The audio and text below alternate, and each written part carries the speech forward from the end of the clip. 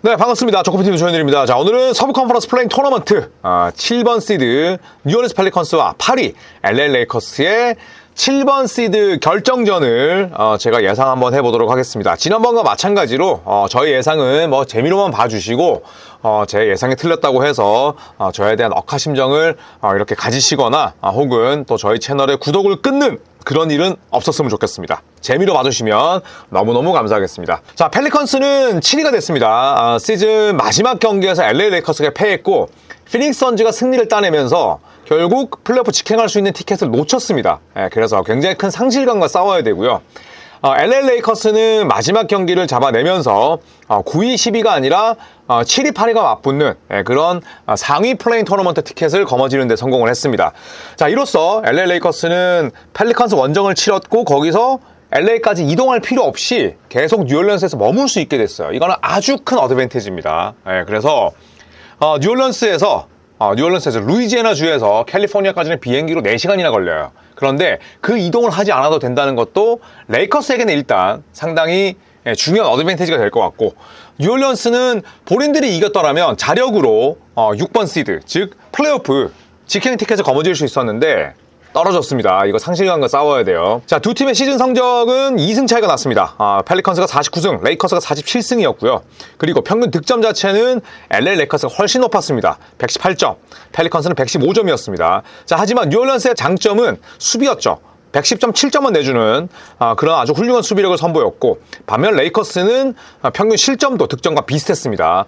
최다 실점 23이었고요. 자, 레이팅을 살펴보면 뉴올리언스는 굉장히 공수 밸런스가 좋았습니다. 오펜시브 레이팅 11위, 디펜시브 레이팅 7위, 그래서 넷 레이팅이 전체 6위니까 대단히 훌륭한 팀이었죠. 넷 레이팅만 놓고 보자면 플레잉 토너먼트를 치러야 될 팀이 아닙니다. 그만큼 본인들이 훌륭한 공수 밸런스를 마지막까지 유지하지 못한 부분은 아쉬웠을 거예요. 자, LA 레이커스를 살펴보면 오펜시브 레이팅이 15위, 디펜시브 레이팅이 전체 16인데 넷 레이팅은 19위였으니 공수 균형이 그렇게 좋은 팀은 아니었습니다. 그쵸?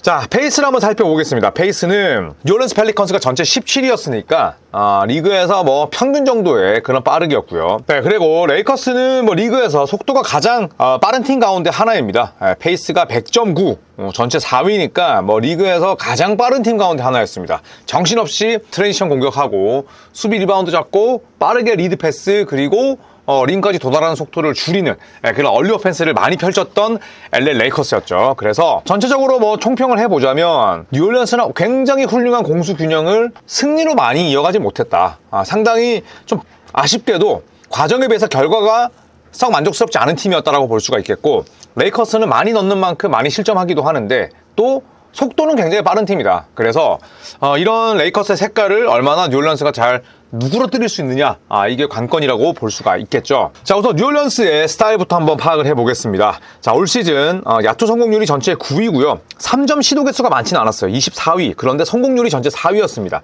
뭐 CJ 맥컬럼, 뭐 트레이 머피 3세, 뭐 이렇게 3점을 자유자재로 던질 수 있는 그런 선수들의 활약이 컸고요. 자유투를 많이 얻어낸 팀이기도 합니다.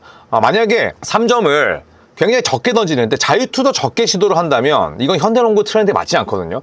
3점을 적게 시도한다는 건 그만큼 림과 가까운 공격을 많이 시도한다는 뜻인데, 거기에 따라서 자유투 시도 개수도 늘어나야 3점을 덜 시도하고 3점을 덜 넣는 그런 손해를 메울 수가 있는 거죠. 그래서 뉴올리언스는 3점 시도 개수에 비해서 자유투 시도 개수는 괜찮다. 자유투 시도 개수가 전체 9위, 하지만 성공률은 21위로 좀 떨어지는 편입니다. 트루 슈팅 퍼센테이지는 전체 10위로서 상당히 좋은 편이었고, 리바운드를 살펴보시면 리바운드도 양수입니다. 플러스 1.6개를 상대보다 더 걷어내면서 이번 시즌 탑 10 안에 들었어요. 패스를 굉장히 많이 돌리는 팀은 아니지만 그렇다고 해서 패스를 못하는 팀도 아닙니다. 평균 어시스트가 27개로서 전체 13위였고 손은 상당히 빨랐어요. 평균 스틸 개수가 8.3개, 전체 3위. 특히 호세 알바라도가 이런 단기전에서 미치는 경우가 있었거든요. 이 알바라도의 빠른 손질을 조심해야 될 것 같고, 평균 블락 자체는 이제 발렌슈나스 선수의 비중이 좀 줄어들고 또 세로 수비에 능한 자원이 많지 않다 보니까 22위에 불과했습니다. 자, 하지만 윌리 그린 감독이 원하는 굉장히 정교한 공격은 충분히 가져갔던 뉴올리언스였죠. 평균 턴오버가 13개, 전체 11위였고 파울도 많이 범하지 않았습니다. 18.4개, 이것도 11위. 그러니까 자칫 부정적으로 갈 수 있는 이 턴오버와 파울이라는 변수를 그래도 잘 제어했음을 알 수가 있겠습니다.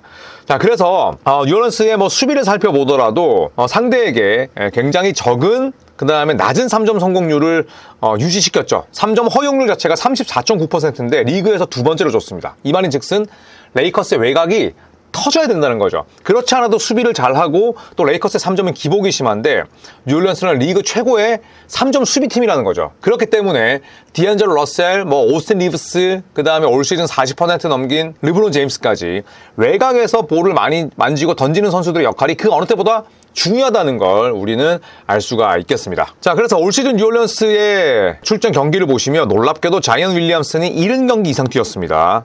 놀랍게도 정말 자이언이 건강을 유지했고요. 이 브랜든 잉그램도 지난 2년 동안 딱 100경기만 뛰었는데 64경기로 그나마 건강을 유지했습니다. CJ 맥컬럼 역시도 66경기를 뛰었고 허브 존스 76경기, 그리고 발렌슈나스가 82경기를 다 뛰었습니다. 이 트레이 머피 3세는 후반기로 갈수록 아주 활약이 좋았습니다.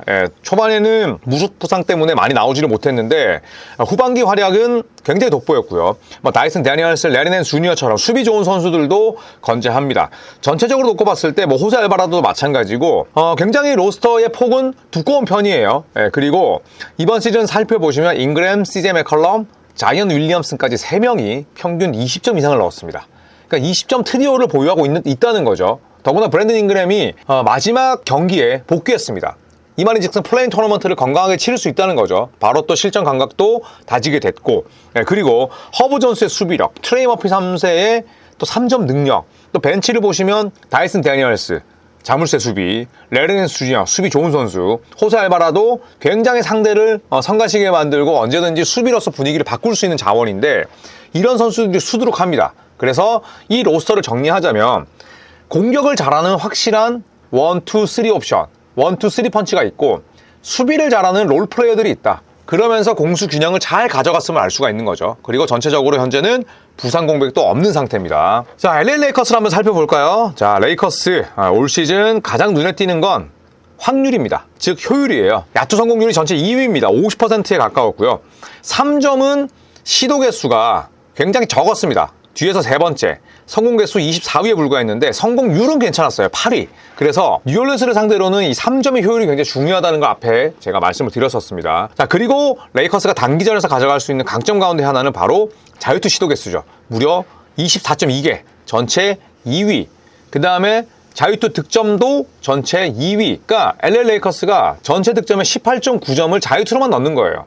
자유투로만 실점하는 수치는 14.3점이니까 상대를 만났을 때 평균적으로 4.6점을 자유투로 더 집어넣는다는 얘기입니다. 이거는 아래쪽 보이시죠? 전체 1위예요. 그래서 자유투 시도 마진도 1위, 자유투 성공, 즉 득점 마진도 1위.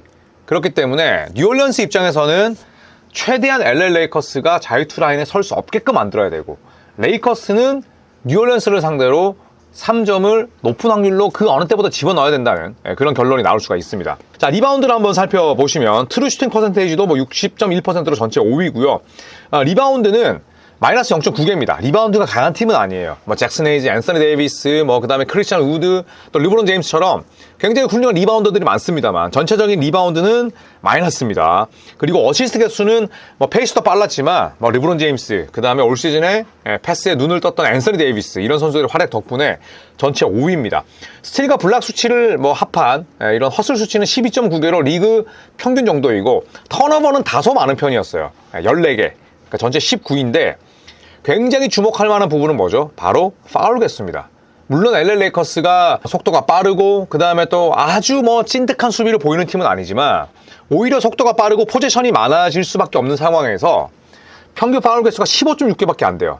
전체 1위, 즉 최소 반칙 1위입니다.